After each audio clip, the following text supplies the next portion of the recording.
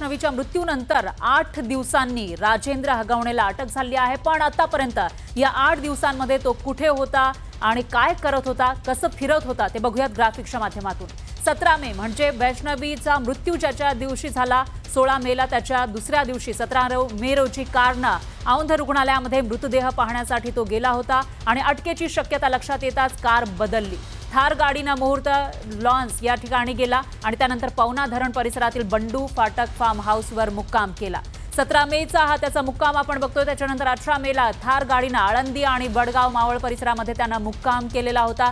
त्याच्यानंतर 19 मे रोजी म्हणजे त्याच्या पुढच्या दिवशी बोलेरो गाडीनं सातारा जिल्ह्यामध्ये त्याने पलायन केलं, पुसेगाव या ठिकाणी मुक्काम ठोकला आणि त्याच्यानंतर आपण पुढचं जर त्याचा मुक्काम बघितला तर 20 मे रोजी पुसेगावातून पसरणी मार्गे कोगनळीतील हॉटेल हेरिटेजमध्ये त्यानं मुक्काम केला होता।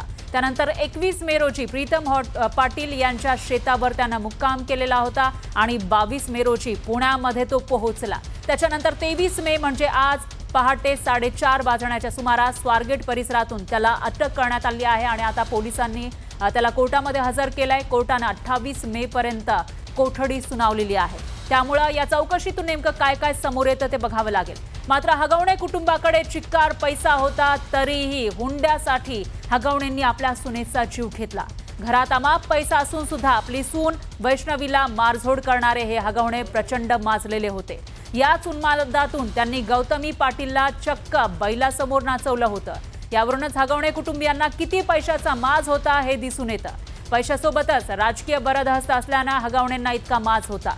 इतकंच नाही तर वैष्णवीच्या पती शशांक हगवणेचा मामा जालिंदर सुपेकर पोलीस महानिरीक्षक आहे। त्यामुळे हगवणेंना पोलिसांचीही भीती नव्हती। पैसा, राजकीय ताकद आणि पोलीस महानिरीक्षक मामाच्या जीवावर हगवणे कुटुंबानं आपल्या सुनांचा छळ लावला होता।